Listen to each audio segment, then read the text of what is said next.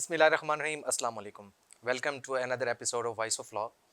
This episode is going to be very significant as we are going to discuss the implications of the Constitution and the role of courts in it, in which we are going to specifically discuss the suo motu action that is also an hot and burning topic in Pakistan. Abraham Lincoln once said that do not interfere with anything in the Constitution. That must be maintained as it is the only way to maintain and to protect our liberties. Judicial activism, Article 184(3) या अज खुद notice, ये वो इस्तेलाहात हैं जो पाकिस्तान के सियासी और कानूनी मंजरनामे पर मुसलसल ज़ेर बहस, और ये चारों इस्तेलाहात एक ही तर्ज अमल और इख्तियारात की अक्कासी करती हैं। गोया इन सब में से सबसे ज़्यादा जो महवे गुफ्तगू टॉपिक है वो सो मोटो एक्शन है। सो मोटो है क्या और सो मोटो लिया कैसे जाता है? सो मोटो का पाकिस्तान की सियासत पर क्या असर लगता है और इससे क्या असरात जाहिर होते हैं, आज हम इस टॉपिक के ऊपर बहस करने जा रहे हैं। कानून के अंदर, कानूनी ज़बान में या कोर्ट्स के अंदर बहुत सारे लातीनी अल्फाज का इस्तेमाल किया जाता है जिनको हम लैटिन वर्ड्स कहते हैं, जिनमें से सो मोटो एक वर्ड लैटिन वर्ड है जो कि कोर्ट्स के अंदर यूज़ किया जाता है। अगर बुनियादी तौर पे इसका मतलब देखा जाए तो सो का मतलब है खुद से, मीन्स इटसेल्फ, जबकि मोटो से मुराद है किसी चीज़ का रोटेशन में लेके आना।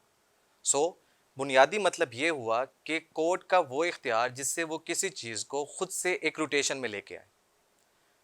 ये सो मोटो लिया कब जाता है? जब कोर्ट को लगे और कोर्ट ये समझे कि कोई इस तरह का एक ज़रूरी और हसास कोई ऐसा मामला जो कोर्ट के सामने आए या जिसमें पब्लिक इंटरेस्ट इन्वॉल्व हो जाए, तो ऐसी सूरत हाल में कोर्ट एक सो मोटो एक्शन लेती है। सो मोटो एक्शन की बुनियाद, इसका रवाज या रवायात दुनिया में बहुत पुरानी नहीं है, ना ही ये बहुत ज़्यादा कोई कदीमी है, ना ही इसका इस्तेमाल आम होता है। कहते हैं कि 19वीं सदी में अमेरिकन कोर्ट्स में, इवन के अमेरिकन के सुप्रीम कोर्ट्स में जो चीफ जस्टिस जॉन मार्शल थे, उनके फैसलों से सुप्रीम कोर्ट जो सो मोटो का एक्शन का आगाज़ जो है वो वहाँ से हुआ। सो मोटो एक्शन पाकिस्तान में, बांग्लादेश में और भारत में कसरत से इसका इस्तेमाल किया जाता है। सो मोटो के बारे में मज़ीद बहस करने के लिए आज हमारे पास जो गेस्ट मौजूद हैं, हमारे पास जो लॉ एक्सपर्ट्स मौजूद हैं, उनका मैं आपसे तारुफ़ करवाऊँगा और उनके बारे में बताता चलूँ कि इनके जो लॉ ओपिनियंस हैं वो बहुत ज़्यादा वेटेज रखते हैं, क्योंकि लॉ से इनका एक बहुत ज़्यादा पुराना ताल्लुक़ भी है और एक्सपीरियंस भी है।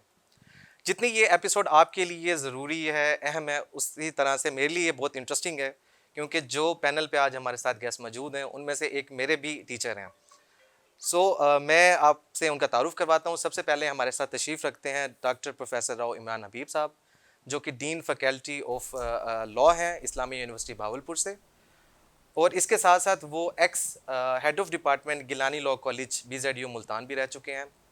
अस्सलाम वालेकुम सर। वालेकुम सलाम। कैसे हैं सर? आप ठीक ठाक हैं? अल्हम्दुलिल्लाह, आप ठीक हैं सर? अल्हम्दुलिल्लाह। उसके साथ तशरीफ़ रखते हैं हमारे नहायत काबिल एहतराम हमारे head of department law department institute of southern Punjab Multan, doctor Mohammad Adnan sahab. Sir कैसे हैं आप? Welcome to the show sir. Sir, students आपको क्लास में देखते हैं पढ़ाते हुए, तो वो एक सेपरेट रोल होता है आपका as a teacher in the class. तो अब इस प्लेटफॉर्म से जो है वो स्टूडेंट्स को मौका मिलता है कि वो आपके बारे में मज़ीद जान सकें, आपके बारे में और पढ़ सकें कि आप उनकी लाइफ जो है वो चाहते हैं कि उनकी लाइफ जो है वो आपकी लाइफ के मुताबिक मुनज़्ज़म हो, या वो अपनी लाइफ को इस ट्रैक पे लेके आएँ जिस ट्रैक पे आप हैं। उनके लिए ज़ाहिर सी बात है सर, आपकी जो पर्सनैलिटी है वो रोल मॉडल की तरह रहती है। तो सर आप बताएं अपने बारे में, कोई अर्ली एजुकेशन आपने कहाँ से की, आपकी PhD कहाँ से है, कुछ अपने स्टूडेंट्स को इस बारे में बताएं। मोहसिन, सबसे पहले तो मैं आपका शुक्रिया अदा करूँगा कि आपने मुझे इनवाइट किया इस प्रोग्राम में सर। तो मेरे लिए ये बड़ी खुशी है कि ISP में आपके साथ बैठ के मैं एक लीगल इशू पे डिस्कशन कर रहा हूँ। मेरी अर्ली एजुकेशन बुरेवाला से है, तो हाई स्कूल की और इंटरमीडिएट कॉलेज की। उसके बाद मैंने ग्रेजुएशन की FC कॉलेज लाहौर से, फिर मैंने LLB honour Sharia and law international Islami university Islamabad से किया। फिर मैंने आलमोस्ट 9 ईयर प्रैक्टिस की, और प्रैक्टिस से के बाद फिर 2008 में मैंने Gilani law college BZU join की, और तब से लास्ट ईयर तक मैंने वहाँ पढ़ाया। और इसी जॉब के दौरान मैंने UK में ग्लासगो कैलेडोनिया यूनिवर्सिटी ग्लासगो से PhD की लॉ में। और सिंस लास्ट ईयर मैं अब इस्लामी यूनिवर्सिटी भावलपुर में एज ए प्रोफेसर, फिर चेयरमैन भी सर्व किया, मैं एज ए डीन फैकल्टी वहाँ पे सर्व कर रहा हूँ। सर माशाल्लाह से आपका बड़ा अच्छा एक बैकग्राउंड रहा है एजुकेशन के हवाले से, और बहुत ज़्यादा एक्सपोजर है आपके पास, और मुझे लगता है, मैं समझता हूँ कि स्टूडेंट्स के पास ये बहुत अच्छी अपॉर्चुनिटी है कि वो जितना हो सके वो एक्सपोजर आपसे ले सकें, आपसे जो नॉलेज है वो गेन कर सकें। सर आज जो टॉपिक हम लोगों ने डिसाइड किया है, जिस पे आज हम डिस्कशन करने जा रहे हैं, हमारे पास माशाल्लाह से इतनी अच्छी पर्सनैलिटीज़ जिनके पास बहुत अच्छा नॉलेज है, एक लीगल पॉइंट ऑफ व्यू के हवाले से डिस्कस करने जा रहे हैं। सर हमने बात करनी है सो मोटो के ऊपर, क्योंकि ये पाकिस्तान के अंदर एक बहुत ही हॉट टॉपिक है और आजकल तमाम डिस्कशंस जो हैं वो इसी के ऊपर चलती रहती हैं। तो सर मेरा सबसे पहले अदनान साहब से सवाल है कि सर ये लिटरली सो मोटो का एक बुनियादी मतलब है क्या? ये सो मोटो की जो ओरिजिन है वो कहाँ से है? देखें, जैसे कि आपने प्रोग्राम के इंट्रोडक्शन में बताया कि सो मोटो लैटिन वर्ड है। इसके अंदर यह है कि किसी भी चीज़ को खुद ही अपनी तरफ से मोशन में लेकर आना। और जहाँ तक हम इसकी अगर हिस्ट्री की बात करें तो जैसे जस्टिस मार्शल का आपने जिक्र किया, उन्होंने इसका आगाज़ किया। और पाकिस्तान में जो हम आर्टिकल 184 है, सुप्रीम कोर्ट की पावर्स को बताता है। अब सुप्रीम कोर्ट की पावर्स को हम अगर क्लासिफाइड करें तो 3 हिस्सों में क्लासिफाइड कर सकते हैं। एक उनकी ओरिजिनल जुरिडिक्शन, एक एडवाइजरी जुरिडिक्शन, एक एपीट जुरिडिक्शन।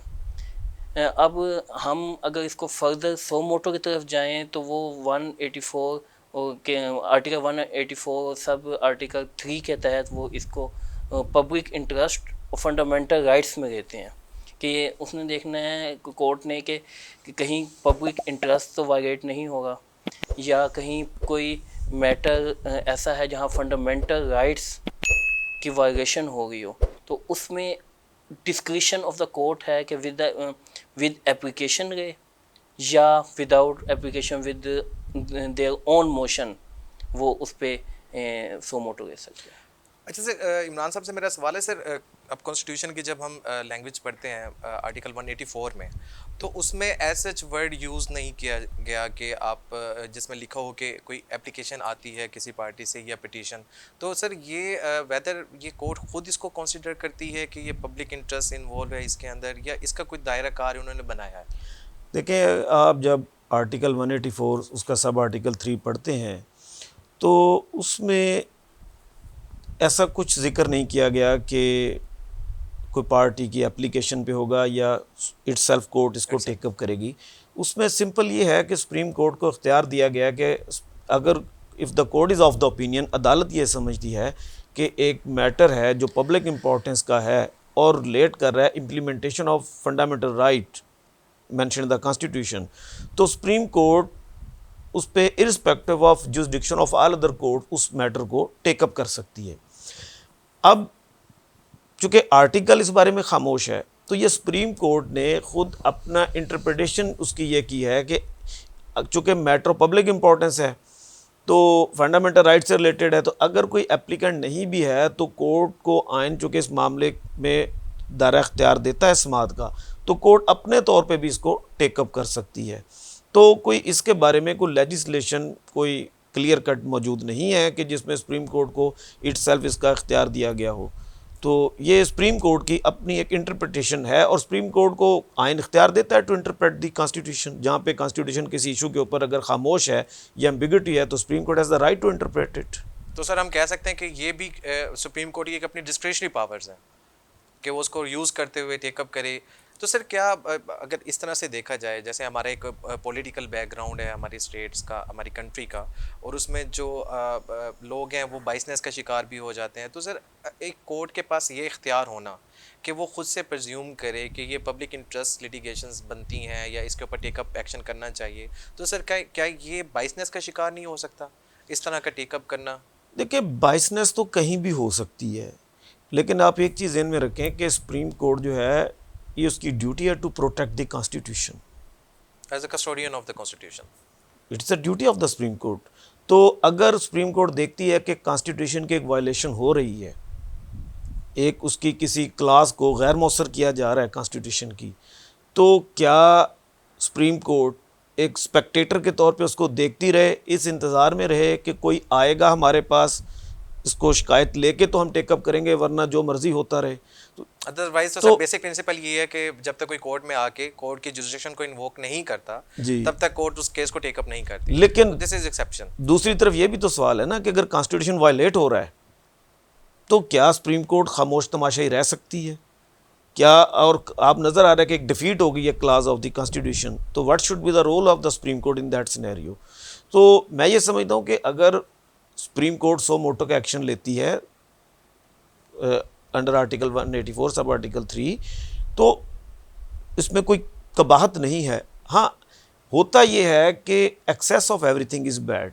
इसमें एक जो एक म्याना रवि है हमेशा वो बेहतर होती है कि judicial activism alone is not good, it should be coupled with judicial restaurant.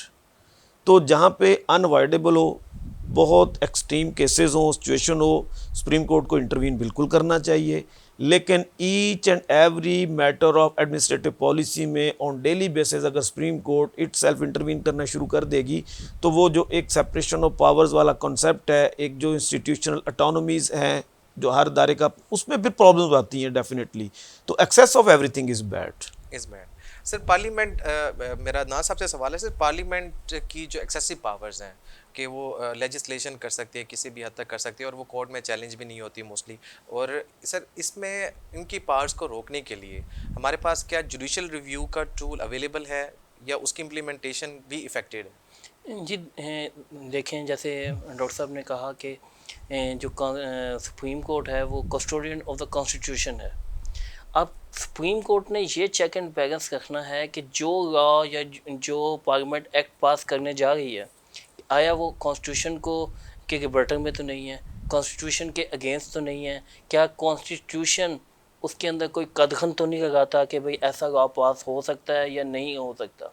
तो ये चेक एंड बैलेंस करने के लिए देखें, जैसे हमारे 3 मेन स्टोन हैं, लेजिस्लेटिव, एग्जेक्टिव एंड जुडिशरी। इन तीनों ने एक दूसरे के ऊपर चेक एंड बैलेंस रखना है। अगर इन चेक एंड बैलेंस को ख़त्म कर दिया गया तो जैसे डॉक्टर साहब ने कहा, तो फिर ये यूज़ ऑफ जो एक्सेसिव अल्ट्रा वायर्स जो पावर्स हैं वो होंगी और उसमें कोई मुल्क में कानून और अपनी मर्ज़ी ही चलती है। तो इस चीज़ को चेक एंड बैलेंस करने के लिए सुप्रीम कोर्ट जुडिशियल रिव्यू का एक सहारा लेती है कि वहाँ पर ये देखती है कि जो लॉ पास पार्लियामेंट से किया गया है, आया वो कॉन्स्टिट्यूशन के अगेंस्ट तो नहीं है। अगर वो कॉन्स्टिट्यूशन के अगेंस्ट है तो उसको नगरवाइड करा देगा। अच्छा सर, इमरान साहब, ये अभी जैसे शेख साहब ने बात की कि जुडिशल रिव्यू के पैरामीटर्स, तो जुडिशल रिव्यू के कोई लिमिटेड पैरामीटर्स हैं कि वो जुडिशल रिव्यू में आप ये चीज़ें देखते हैं? जैसे हम देखते हैं कि रिव्यू और रिवीजन में भी स्कोप का डिफरेंस है कि एक का लिमिटेड स्कोप है, एक में सिर्फ आप क्वेश्चन ऑफ लॉ देखते हैं और क्वेश्चन ऑफ फैक्ट की तरफ नहीं जाते, तो उसका एक लिमिटेड स्कोप है। तो क्या इसके भी पैरामीटर्स डिफाइंड हैं इसमें? आप एक जहन में रखें कि जो आप इस जो सुप्रीम कोर्ट की पावर ऑफ रिव्यू है, इसको आप डिफ्रेंशिएट कर लें from the power of review of other courts. जो एक रिव्यू है जो कोर्ट्स करती हैं वो अपनी जजमेंट को रिव्यू करती हैं। तो जहाँ पे कोर्ट्स, लोअर हाई कोर्ट्स या सबॉर्डिनेट कोर्ट, जहाँ भी कोई रिव्यू की अगर पावर है वो अपनी जजमेंट को रिव्यू करती हैं, तो उस रिव्यू का स्कोप बड़ा लिमिटेड होता है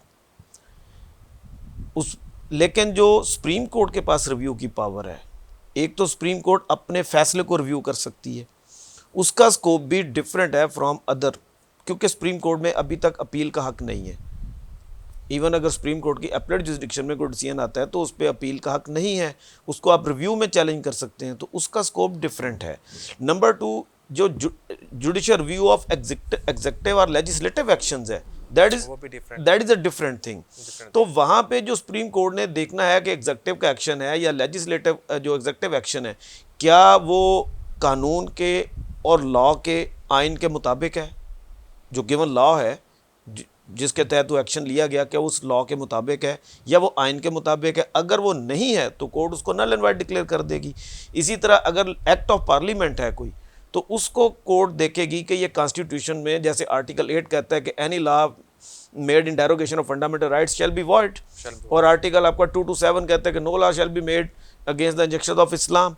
तो अगर कोर्ट इस क्राइटेरिया पे आर्टिकल 8 या आर्टिकल 2 to 7 के तहत देखती है कि एक लॉ जो है वो इसके क्राइटेरिया पे पूरा नहीं उतरता या और कोई लेजिस्लेशन किसी कॉन्स्टिट्यूशन की दूसरी प्रोविजन को डिफीट करती है, तो वो ऑर्डिनरी लेजिस्लेशन जो है उसको कोड नल एंड वाइड डिक्लेयर कर सकती है to the extent of that contradiction. Invalidity जो कंट्रोवर्शियल जी अच्छा, लेकिन इसी के साथ हमारा आयन एक और बात कहता है, आर्टिकल 238 और 239 जो है वो कहता है कि parliament can make any amendment in the constitution and nobody can challenge it. It means कि जहाँ पे कॉन्स्टिट्यूशन अमेंडमेंट है वहाँ पे ब्लैंक चेक है पार्लियामेंट के पास according to constitution.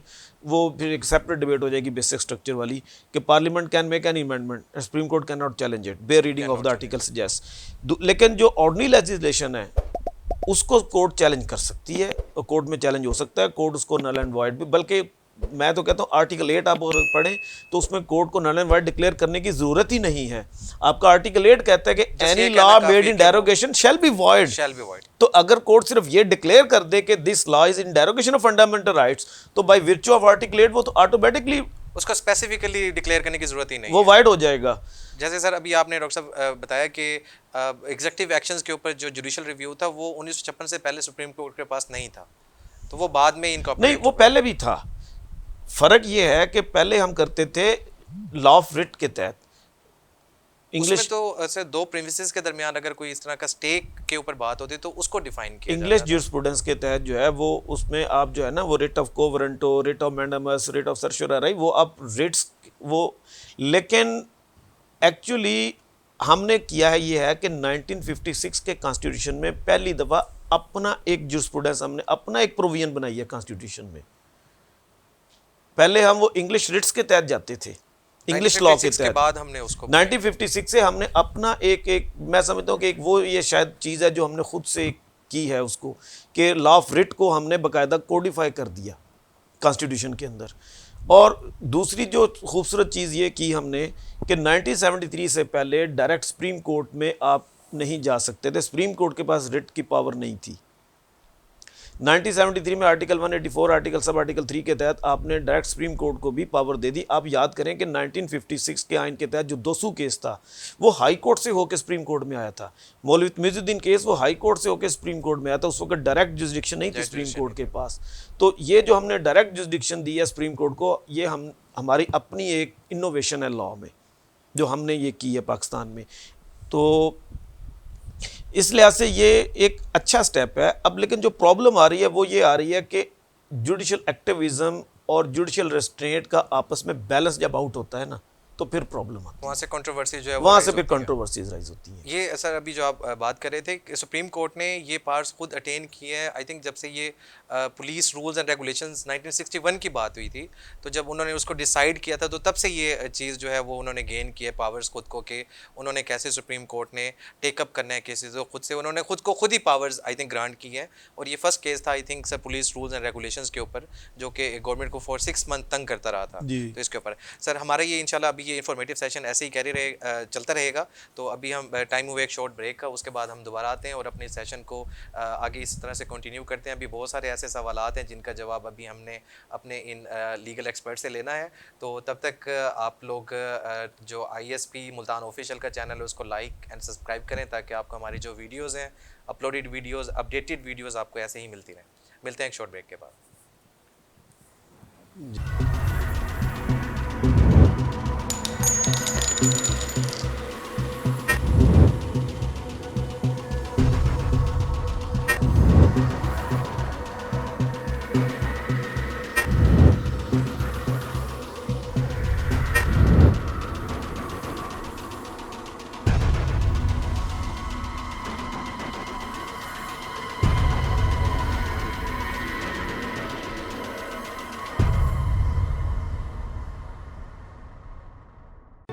Institute of Southern Punjab Multan, the largest and pioneer degree awarding institute in South Punjab region.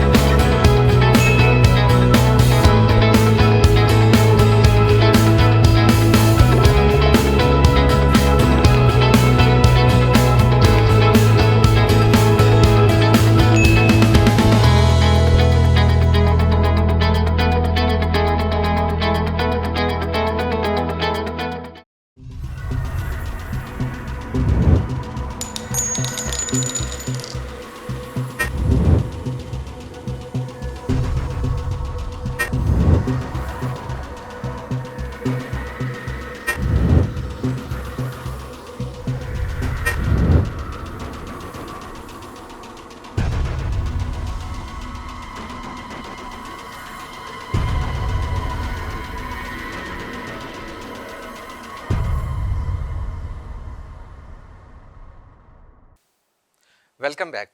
हम discuss कर रहे थे सो मोटो एक्शंस के बारे में, और हम मेरा अब सवाल डॉक्टर अदनान साहब से है कि सर अभी रिसेंटली गवर्नमेंट ने पास किया है प्रैक्टिस एंड प्रोसीजर एक्ट 2023, जिसमें उन्होंने कुछ अमेंडमेंट्स किए हैं सो मोटो को लेके। तो सर इसके क्या इम्प्लीमेंटेशंस क्या हैं और इसके क्या कुछ फ़ायदे नज़र आए हैं या इसके कुछ नुकसानात हैं जो आपने फील किए हों? सबसे पहले तो हमें ये जो क्वेश्चन किया बड़ा इंफॉर्मेटिव है। इसमें सबसे पहले हमने ये देखना है कि क्या जो हमारी पार्लियामेंट है वो ये बिल पास कर भी सकती है कि नहीं कर सकती, क्या लॉ उसको इजाज़त देता है, क्या कॉन्स्टिट्यूशन उसको इस चीज़ की परमिशन देता है कि क्या वो जो आर्टिकल 184 सब आर्टिकल 3 की जो बात हम काफ़ी देर से कर रहे हैं, क्या उसकी पावर को एक सिंपल बिल कन्फाइन कर सकता है पावर। तो इसका जवाब बिल्कुल ऐसा नहीं हो सकता। अगर ये 184 सब आर्टिकल 3 की पावर को कन्फाइन करना है तो फिर उनको कॉन्स्टिट्यूशन में अमेंडमेंट करनी पड़ेगी आर्टिकल 238 39 के तहत। वहाँ पर जब कॉन्स्टिट्यूशन की फिर उनको 2/3 मेजोरिटी चाहिए। इस वक्त पार्लियामेंट के पास 2/3 मेजोरिटी मौजूद नहीं है। जब 2/3 मेजोरिटी नहीं है तो वो आइन में तरमीम नहीं कर सकते। तो उन्होंने ये बिल पास किया। वो बिल क्योंकि डायरेक्टली हमारे जो कॉन्स्टिट्यूशन के अगेंस्ट है, तो ये बिल ना जैसे आर्टिकल 8 के तहत नल एंड वाइड हो। अच्छा डॉक्टर इमरान साहब से सर मेरा सवाल है कि बेसिकली जो अब ये प्रैक्टिस और प्रोसीजर एक्ट बनाया है 2023 का, ये एक लिमिटेशन लगाने के लिए है सो मोटो पार्ट्स के ऊपर कि कोर्ट जो है वो डायरेक्ट जो है वो कोई भी इस तरह का केस टेकअप ना करे। इसके सर आपको नहीं लगता कि इस तरह की जो इम्प्लीमेंटेशन है, इस तरह का जो एक्ट है, वो बेसिकली बार कर रहा है या वो चीफ जस्टिस या जो हमारी जुडिशरी है उसके ऊपर उसकी आज़ादी जो है उससे मुतासिर उसको करेगा? आपको नहीं लगता सर ये चीज़ें मुतासिर करेंगी जो जुडिशल हमारी इंडिपेंडेंस है उसको? देखें, एक्चुअली कुछ चीज़ें ऐसी होती हैं, इंटेंशन बड़ा मैटर करते हैं। समटाइम एक्ट बुरा होता है, इंटेंशन अच्छा अगर होता सर है। हम इंटेंशन की बात करें तो हमारा टॉपिक कहीं और डेविएट हो सकता है, तो नहीं, मैं उसमें आपको क्लियर कर दूं। जी, जी। देखें, मैं ये समझता हूँ कि ये जो भी तब्दीलियाँ की गई हैं ना, मैं इनको खुशआइन समझता हूँ ज़ाती हैसियत में। अब इसका लीगल एस्पेक्ट देख लें तो मेरे ख्याल में अगर आर्टिकल 191 हम पढ़ें तो आर्टिकल 191 के तहत जो लिखा हुआ है subject to constitution and law, the supreme Court may make rules of its procedure. तो जब कॉन्स्टिट्यूशन एंड लॉ है तो इट मीन्स कि कोई लॉ भी उसके हवाले से पार्लियामेंट बना सकती है कि सुप्रीम कोर्ट अपने प्रोसीजर। हाँ, मैं ये समझता हूँ कि पार्लियामेंट को इस हद तक नहीं जाना चाहिए था कि वो रूल्स भी खुद फ्रेम करके देती, वो सुप्रीम कोर्ट की कोर्ट में बॉल छोड़ती कि सुप्रीम कोर्ट खुद इनको अपने तौर पे करे। लेकिन ये जो रूल्स बनाए गए हैं प्रोसीजर, ये एक अच्छी बात है। एक चीज़ याद रखें, देखें, जितना आप एक बंदा डिसीजन करेगा उसमें गलती का चांस ज़्यादा होता है। 3 आदमी मिलकर डिसीजन करेंगे तो मशवरा हो जाएगा, डिफरेंस ओपिनियन आ जाएगी, तो उसमें एक बेहतर सोच डेलिब्रेशन के बाद एक बेहतर फैसले की उम्मीद रखी जा सकती है। और मैं थोड़ा सा इसको पॉलिटिकल मोटिव की बात कर लूँ। देखें, आज एक चीफ जस्टिस साहब हैं, वो मुझे सूट करते हैं। मैं समझता हूँ कि अकेले चीफ जस्टिस का इख्तियार होना चाहिए, लेकिन क्या वो सारी उम्र वही चीफ जस्टिस रहेंगे? कल को ऐसे चीफ जस्टिस आ सकते हैं जो हो सकता है मेरी उनसे ना बनती हो। पर्सनल जो बाइस, ठीक है, अच्छा, आज अगर मैं समझता हूँ मौजूदा चीफ जस्टिस से मेरी नहीं बन रही तो मैं वो 3 की कमेटी बना देता हूँ। लेकिन सवाल यह है कि कल को ऐसे भी हो सकते हैं जिनसे मेरी बन रही हो, फिर मुझे लगे कि ये 3 की कमेटी नहीं होनी चाहिए, ये तो 1 के पास होना चाहिए क्योंकि उनसे मेरी बनती है। तो अगर हम पसंद नापसंद से हट के एक मेरिट पे, प्रिंसिपल के ऊपर देखें तो ये एक अच्छी बात है कि एक कमेटी हो सुप्रीम कोर्ट की, वो बेंच डिसाइड करे, वो सो मोटो का फैसला करे। तो मैं तो इसको अच्छा समझता हूँ कि आप एक फ़र्द वाहिद की बजाय आप 3 बंदों की कमेटी जो है कि 3 जब मशवरे से काम करेंगे तो डेफिनेटली वो बेहतर होगा बजाय इसके कि एक बंदा फैसला करे। और दूसरी चीज़ जो आपने सवाल किया था कि अपील वाली बात, देखिए जब ओरिजिनल जुरिसडिक्शन में सुप्रीम कोर्ट एक फ़ैसला कर देती है तो हम ह्यूमन बीइंग, इंसान से गलती हो सकती है, तो अगर उस फैसले में को फैक्ट्स को अंडरस्टैंड करने में कोई गलती हो जाए तो रिव्यू का स्कोप बड़ा लिमिटेड है।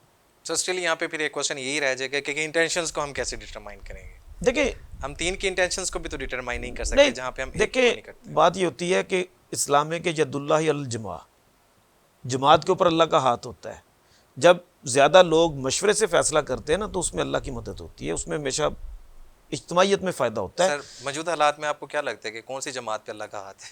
नहीं, सियासी जमात की मैं बात नहीं कर रहा। अच्छा, सही देखिए है, जब आप मिल के एक फ़ैसला करेंगे ना तो डेफिनेटली उसमें मशवरे से जो फ़ैसला किया जाएगा वो बेहतर होगा, बेहतर होगा। बजाय कि एक इंडिविजुअल जो है वो अपना, हम जमहूरियत क्यों कहते हैं डिक्टेटरशिप के मुकाबले में? डिक्टेटरशिप में एक बंदा फैसला करता है, जमहूरियत में आपकी पार्लियामेंट बैठ के फैसला करती है, बहुत सारे लोग डिबेट करके फैसला करते हैं, तो गलतियां तो पार्लियामेंट से भी होती हैं, गलती तो किसी से भी हो सकती है, लेकिन आप हमेशा प्रेफर ये करते हैं कि मशवरे से फैसला किया जाए। तो जमहूरियत का मतलब ही ये है कि एक बंदे के हाथ में मुतलक इख्तियार ना हो।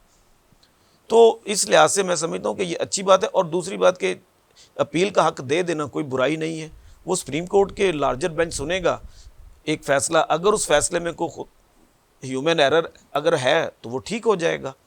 अब हाई कोर्ट्स के फैसले होते हैं, सुप्रीम कोर्ट रिवर्ट करती है उनको, तो हाई कोर्ट के जजेस की कॉम्पिटेंसी में तो शक नहीं है। चलिए सर, ये तो एक आपका एक अपना पर्सनल पर्सपेक्टिव हमने जी, जी। इस एक्ट के ऊपर। मेरा अदनान साहब से सवाल है कि सर बड़ा कॉमन पर्सपेक्टिव है, क्योंकि आपको पता है कि हमारी जो यहाँ के सियासी मामलात हैं उसमें जो है वो डिविजन्स ऑफ पार्टीज़ नहीं है बल्कि डिविजन्स ऑफ पीपल भी है। तो उसमें एक पर्सपेक्टिव ये है कि इस तरह का जो एक्ट है वो एक अदलिया की आज़ादी के ऊपर डायरेक्ट एक हमला तस्वुर किया जाता है। सर आप इसके बारे में क्या अपना ओपिनियन पेश करेंगे कि ये पर्सनल अटैक की शुमार किया जाता है, या आप इस बारे में क्या कहते हैं? देखें, हमने इस प्लेटफॉर्म पे हमने बात करनी है लीगल पॉइंट पर। हमने कोई ना पोलिटिसाइज या पॉलिटिकल पार्टी की किसी भी ना तर्जुमानी यहाँ पर हमने नहीं करनी। जैसे डॉक्टर साहब ने बात की, डॉक्टर साहब ने बड़ी अच्छी बात की। देखिए ये सोच है, ये सोच अच्छी है, यानी तरीक़ाकार अच्छा है कि रिव्यू में जो अपील है उसके स्कोप बढ़ाया जाए। उसके अलावा जो डॉक्टर साहब ने बात की कि ये जो सुप्रीम कोर्ट प्रोसीजर जो एक्ट है उसके बारे में जो एक की जगह 3 बंदे फैसला करें, कमेटी बनाई जाए, ये एक सोच अच्छी है। लेकिन वो जैसे कहते हैं कि टाइम और पर्पस और इंटेंशन की जहाँ बात हुई कि वो क्या है, क्या प्रोसीजर सही अडॉप्ट किया गया, क्या जो फॉर एग्ज़ाम्पल इस लॉ को लाने का टाइम ठीक था, उसके मकासद क्या हैं, वो काफ़ी है ना यहाँ इस जगह मैटर करेंगे। जो ये रूल्स, जैसे डॉक्टर साहब ने बहुत अच्छी बात की कि ये सुप्रीम कोर्ट को एक बार लगा देते कि वो ख़ुद डिसाइड करें कि सो मोटो एक्शन पे या इन मैटर्स पे या बेंच के हवाले से कि क्या कमेटी होनी चाहिए, क्या रूल्स एंड रेगुलेशन होने चाहिए, ये सुप्रीम कोर्ट को ख़ुद ही डिसाइड करना चाहिए था, क्योंकि सुप्रीम कोर्ट एक अलहदा इंस्टीट्यूशन है। अगर एग्जेक्टिव या लेजिस्लेटिव जुडिशियल जो इंस्टीट्यूट के जो मामलात हैं उसमें इंटरफेरेंस करेगी तो सेपरेशन ऑफ पावर के जो डॉक्ट्राइन है वो सही तरह इम्प्लीमेंट नहीं हो सकती। जी बिल्कुल। और सर मेरा इमरान साहब से सवाल है, सर अभी आपने जैसे लास्ट बात की है कि सुप्रीम कोर्ट, ये बेहतर होता है कि जो सुप्रीम कोर्ट है वो अपने रूल्स को खुद ही फ्रेम कर लेती है, अपने आइनी इख्तियारात को इस्तेमाल करते हुए उन्हीं हदूद में रह के उसको खुद फ्रेम करती है। अभी सर रिसेंटली अब अगर हम आर्टिकल 68 के रूल से देखें कॉन्स्टिट्यूशन ऑफ पाकिस्तान में, तो उसमें एक किसी भी जज का जो करेक्टर है वो कंडक्ट को डिस्कस नहीं किया जा सकता एज ए डिस्कस नहीं किया जाए। लेकिन हम बारहा देखते आए हैं और मुशाहिदा करते हैं कि पार्लियामेंट में उस फ्लोर के ऊपर बहुत बार ऐसा हुआ है कि उनको डिस्कस किया गया है। तो सर इसके हवाले से फिर सुप्रीम कोर्ट जो है वो इसके ऊपर खुद से कोई लेजिस्लेशन नहीं कर सकती इनको बार करने के लिए? देखिए असल में लॉ एंड पॉलिटिक्स जो है ना ये लाज़िम मलज़ूम है, इनका आपस में चोली दामन का साथ है। तो हमारे माशरे में एज ए कॉन्स्टिट्यूशनल स्टूडेंट मैं हमेशा ये देखता हूँ कि प्रॉब्लम क्या है, कि क्यों इंक्रोचमेंट होती है एक दायरे की दूसरे दायरे की जुरिसडिक्शन में। तो उसको तो एक बुनियादी पहले आप ये समझ लें कि states can not exist in vacuum. जब एक दायरा वैक्यूम क्रिएट करेगा अपनी परफॉर्मेंस के हवाले से, वो अपने अंदर के मसाइल को ख़ुद रिजॉल्व अगर नहीं करेगा तो अल्टीमेटली वो इनवाइट करेगा किसी दूसरे इदारे को to step in to resolve the issue. अब आप ये देखें कि जो हमारे पार्लियामेंट के छोटे छोटे झगड़े हैं वो हम कोर्ट में लेके जाते हैं। बहुत सारे झगड़े ऐसे हैं जो हमारे पार्लियामेंटेरियंस वो खुद आपस में बैठ के उसको बड़े अच्छे तरीके से रिजॉल्व कर सकते हैं। जब वो रिजॉल्व नहीं करते वो कोर्ट, अच्छा इसका नुकसान फिर कोर्ट्स को भी होता है।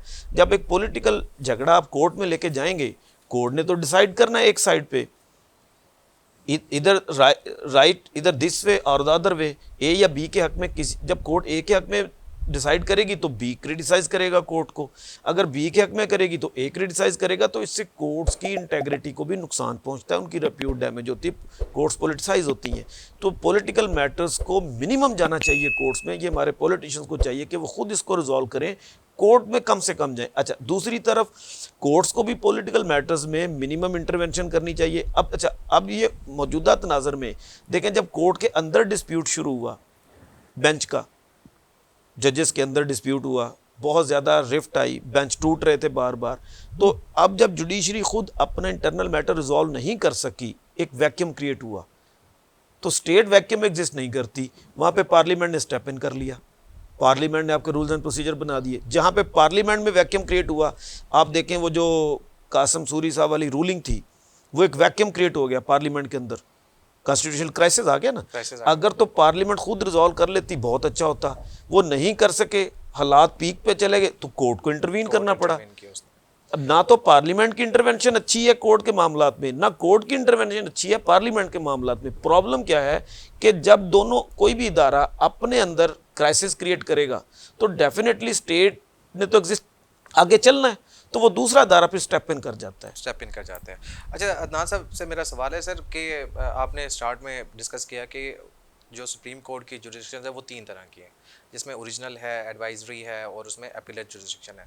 मेरा सर आपसे ये सवाल है कि सुप्रीम कोर्ट जब ओरिजिनल जुरिस्डिक्शन इस्तेमाल करती है तो उसमें नेगेटिव साइड आपने कोई देखी है? उसमें सुप्रीम कोर्ट जब ओरिजिनल जुरिस्डिक्शन को यूज़ करती है तो उसकी कोई नेगेटिव साइड इस तरह की जो सामने आई? देखें अब जैसे सर ने कहा कि अब देखें अलहदा इदारा है, जहाँ पर कहीं पे ओरिजिनल जुरिस्डिक्शन यूज़ होती है, अगर वो किसी पॉलिटिकल मैटर या पार्लियामेंट के मैटर के अंदर इंटरफेरेंस के लिए इस्तेमाल होगी तो वो एक नेगेटिव सेंस में आएगी। कहाँ जहाँ पर अगर मिसाल पर पब्लिक इंटरेस्ट और फंडामेंटल राइट्स की जहाँ बात है, वहाँ तक तो original jurisdiction is very strong and very necessary, कि हमने प्रोटेक्ट करना है हमारे जो पब्लिक इंटरेस्ट को और फंडामेंटल राइट्स को। तो वहाँ तक ठीक है, अगर उसका अल्ट्रावाइज जाएंगे, हम अपनी पावर से बियॉन्ड जाएंगे, तो वो भी इसके ओरिजिनल जुरिस्डिक्शन में फिर नेगेटिव पॉइंट में आता है। अच्छा सर नासर मेरा आपसे सवाल है कि जैसे अब हमारा एक पॉलिटिकल अनस्टेबिलिटी है बहुत ज़्यादा हमारे स्टेट के अंदर, हमारी कंट्री के अंदर, तो आपको क्या लगता है कि ये पॉलिटिकल जो स्टेबिलिटी है ये कैसे हम अचीव कर सकते हैं? ये अदारे कैसे स्टेबल हो सकते हैं? और ये जो हमारी एक सिचुएशन एग्नी बनी हुई है और सिचुएशन बड़ी hot and burn type situations हुई हुई हैं, एक दूसरे को अदारे कबूल करने को तैयार नहीं हैं, तो ये कॉन्स्टिट्यूशनली हम इन चीज़ों को कैसे स्टेबलाइज कर सकते हैं? जी देखें, कॉन्स्टिट्यूशन ने तो सिंपल इसका वे बताया हुआ है कि आप ये पॉलिटिकल जो मैटर्स हैं वो डेमोक्रेटिक कंट्री है, आप इलेक्शंस में जाएं।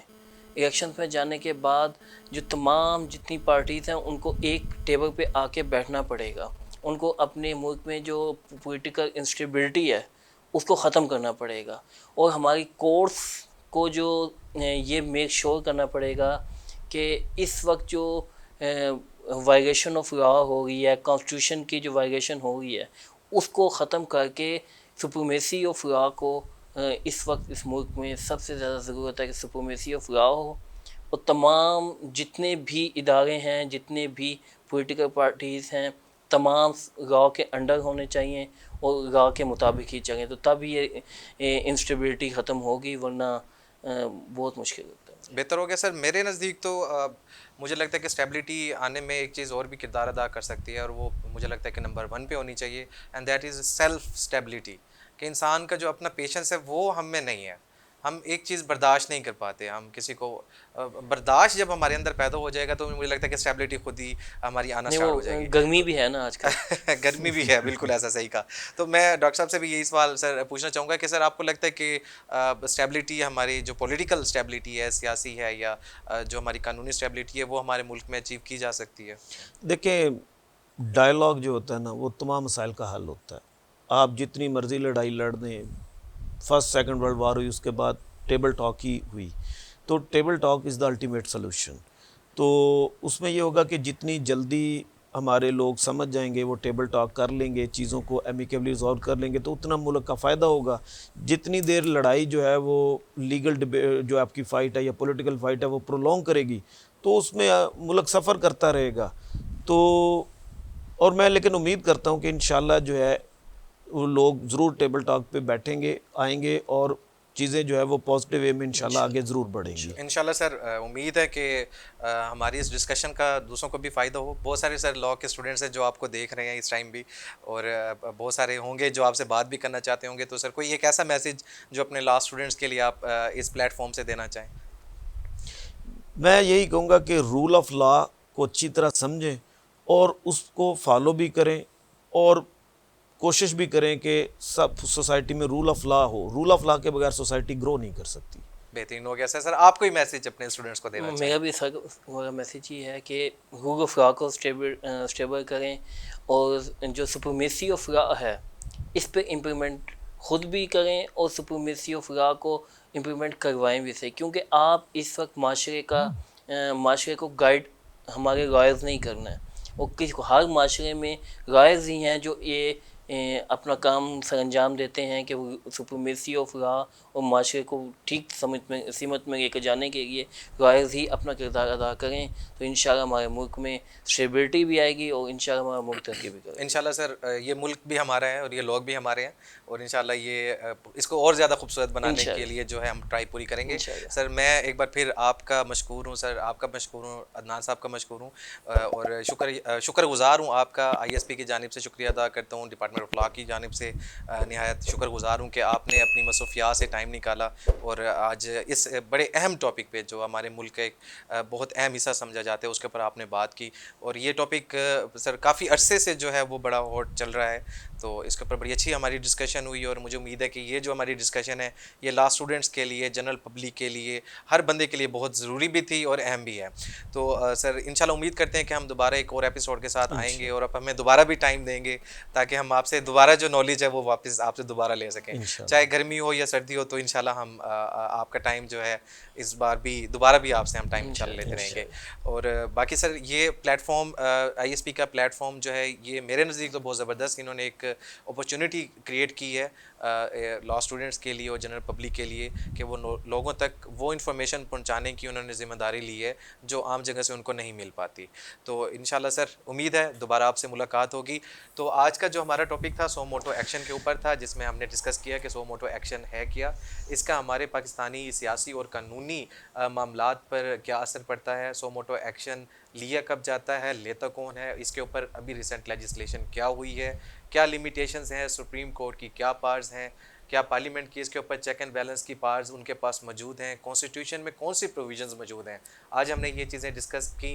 इंशाल्लाह एक बार दोबारा हम हाजिर होंगे वॉइस ऑफ लॉ की एक और एपिसोड के साथ। तब तक अपना ख्याल रखें, अपने प्यारों का ख्याल रखें। पाकिस्तान जिंदाबाद।